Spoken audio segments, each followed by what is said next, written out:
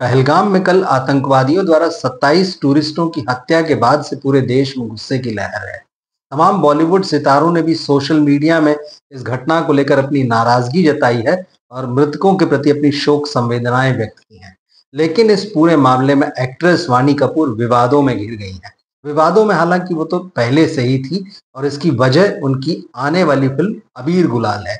दरअसल इस फिल्म में वाणी कपूर के साथ में पाकिस्तानी एक्टर फवाद खान नजर आएंगे और जब से ये फिल्म अनाउंस हुई है तब से लोग इस बात का विरोध कर रहे थे कि ये फिल्म नहीं बनना चाहिए, वाणी कपूर को ये फिल्म नहीं करना चाहिए। लेकिन कल की घटना के बाद से सोशल मीडिया में बायकॉट वाणी कपूर ट्रेंड कर रहा है और जबरदस्त रूप से ट्रेंड कर रहा है।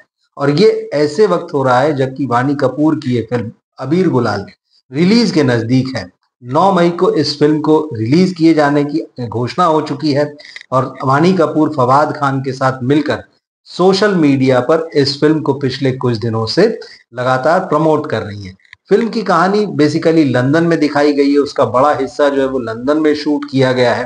हालांकि इंडिया में भी कुछ जगहों पर ये फिल्म शूट हुई है, लेकिन क्योंकि बड़ा हिस्सा विदेश में शूट किया गया है, प्रोड्यूसर ये मान रहे हैं कि वो इसको फिल्म को बाहर ज्यादा व्यवस्थित ढंग से रिलीज करेंगे, क्योंकि इंडिया में और खास तौर पे महाराष्ट्र में इस फिल्म के खिलाफ बहुत आवाज उठती रही है। और अब जबकि ये घटना सामने आई है तो सोशल मीडिया में ये पूरा मामला जो है तूल पकड़ता जा रहा है। लोग ये सवाल उठा रहे हैं कि वाणी कपूर को आखिर ये फिल्म में काम करने की जरूरत क्यों पड़ी, क्यों उन्होंने इस बात का ख्याल नहीं रखा कि पिछले कई वर्षों से बॉलीवुड फिल्मों में पाकिस्तानी कलाकारों पर अघोषित बैन लगा हुआ है। उसके बावजूद वो जानती हैं कि अगर ऐसी फिल्म बनती है तो ऐसी फिल्म का विरोध होगा, उनका विरोध होगा, मगर इसके बावजूद उन्होंने ये फिल्म की है। तो अब लोग ये सवाल उठा रहे हैं और कई सोशल मीडिया हैंडल्स पर आपको ये सवाल भी दिखेगा कि वाणी कपूर क्यों फवाद खान के साथ मिलकर इस फिल्म को प्रमोट कर रही है। दरअसल हाल ही में वाणी कपूर और फवाद खान ने एक लाइव किया था सोशल मीडिया में, जिसमें दोनों साथ में थे और अपने फैंस के सवालों के जवाब दे रहे थे। तो ये सारी चीजें चल रही है और वाणी कपूर जो है अब मुश्किल में आ गई हैं। 9 मई को ये फिल्म रिलीज होने की बात कही गई, तो अब ये देखना है कि क्या ये फिल्म रिलीज हो पाएगी।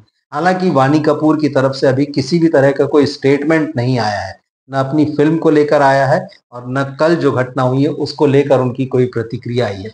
अब जहां तक वाणी कपूर के कैरियर की बात है तो यशराज फिल्म्स ने उन्हें लॉन्च किया था फिल्म शुद्ध देसी रोमांस से, जिसमें परिणीति चोपड़ा भी थी और सुशांत सिंह राजपूत थे। इस फिल्म से प्रॉमिसिंग स्टार्ट के बावजूद वाणी का कैरियर अब लगभग 12-13 साल हो रहे हैं, कभी भी उड़ान नहीं भर सका। और बीते कुछ सालों में उनकी शमशेरा जैसी फिल्म आई जिसमें वो रणबीर कपूर की हीरोइन थी। पिछले साल उनकी फिल्म आई थी खेल खेल में, जिसमें वो अक्षय कुमार के अपोजिट थी, लेकिन इसका उन्हें कोई फायदा नहीं मिला। और ऐसे में जब ये लग रहा था उन्हें कि शायद ये जो फिल्म है जो पाकिस्तानी एक्टर के साथ कर रही है अबीर गुलाल, इससे शायद कुछ फायदा होगा, मगर अब ऐसा लगता है कि फायदे की जगह उनको नुकसान ज्यादा होने वाला है। अब इस फिल्म में जहां भारत और पाकिस्तान का मामला है, दोनों देशों के कलाकार इसमें हैं। इसी तरह से 16 मई को एक फिल्म आ रही है स्वागतम खुशामदीद। इस फिल्म में कैटरीना कैफ की बहन इजाबेल लॉन्च हो रही है और इसका जो टीजर लॉन्च हुआ है इससे कम से कम इतना तो साफ है कि मामला यहाँ क्रॉस कल्चर का है। मुस्लिम लड़की है और हिंदू लड़का है। अभी हालांकि ये साफ नहीं हुआ है टीजर में ये कहानी क्या भारत पाकिस्तान के लोगों की है या फिर हिंदू मुस्लिम तक ही ये मामला सीमित है। ये फिल्म लंबे समय से बनकर तैयार थी लेकिन रिलीज नहीं हो पा रही थी। इजाबेल की बॉलीवुड में एंट्री को लेकर कई सालों से खबरें थी और सलमान खान ने भी इजाबेल को लेकर एक फिल्म बनाई थी जो इंडिया में रिलीज नहीं, अंग्रेजी में थी और वो विदेश में रिलीज हुई थी। अब जबकि कैटरीना कैफ विकी कौशल से शादी कर चुकी हैं, उनकी बहन बॉलीवुड में लॉन्च होने जा रही हैं। देखना होगा इस फिल्म का रिस्पांस कैसा होता है बॉक्स ऑफिस पर। मगर फिलहाल जैसा कि इसके टाइटल से समझ में आ रहा है, जैसा कि इसके टीजर में दिखाई देता है, ये फिल्म हिंदू मुस्लिम कल्चर की बात करती नजर आती है। अब देखना यह है कि इसकी कहानी किधर बेस्ड है, इसका ट्रेलर आएगा तब पता चलेगा। तो बैक टू बैक दो ऐसी फिल्म है जहां पर या तो बात हिंदू मुस्लिम की है या भारत पाकिस्तान की है। फिलहाल बड़ा सवाल ये भी है कि क्या आज के माहौल में ये फिल्में अब अपनी तय डेट्स के हिसाब से रिलीज हो पाएंगी या नहीं। इनको लेकर जो भी अपडेट्स होंगे उनकी खबर हम आप तक पहुंचाएंगे। अब जहां तक पहलगाम की बात है तो बहुत खूबसूरत जगह है और बॉलीवुड की कई फिल्में वहां शूट हुई हैं, जिनमें बजरंगी भाईजान शामिल है, जब तक है जान, हैदर, हाईवे, राज, ये जवानी है दीवानी। तो तमाम फिल्मों में पहलगाम की खूबसूरती दिखी है और ये टूरिस्टों को लगातार आकर्षित करते रहा है। एक खबर टाइगर श्रॉफ से भी जुड़ी हुई है। सोमवार को मुंबई पुलिस के पास एक फोन कॉल आया जिसमें एक व्यक्ति ने ये कहा कि मुंबई में कुछ लोग टाइगर श्रॉफ की हत्या करने की कोशिश कर रहे हैं और मुझे इस काम के लिए टाइगर श्रॉफ की सुपारी दी गई है। मुझे 2 लाख रुपए दिए गए हैं और साथ ही में हथियार भी दिया गया है। जैसे ही मुंबई पुलिस के पास ये फोन पहुंचा तो पुलिस एकदम हरकत में आ गई।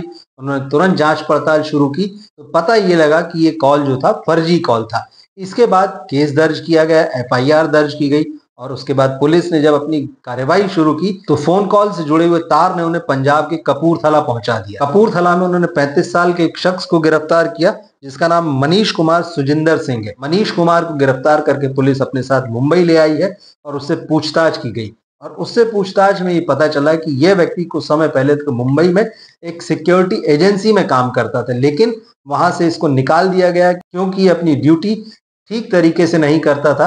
तो ऐसे में गुस्से में भरकर इसने एजेंसी के मैनेजर और सुपरवाइजर से बदला लेने के लिए ये प्लान बनाया और वो उन्हीं को फंसाना चाहता था, ये कहते हुए कि टाइगर श्रॉफ की हत्या का कुछ लोग प्लान बना रहे हैं और उसके लिए मुझे 2 लाख रुपए की सुपारी दी गई और साथ ही हथियार भी दिया गया। तो पुलिस ने एक तरीके से ये मामला सुलझा लिया है, मगर इस तरह का कोई भी कॉल पुलिस को अलर्ट तो जरूरी कर देता है क्योंकि पिछले कुछ समय में बॉलीवुड सितारों की सिक्योरिटी एक बड़ा मुद्दा रही है।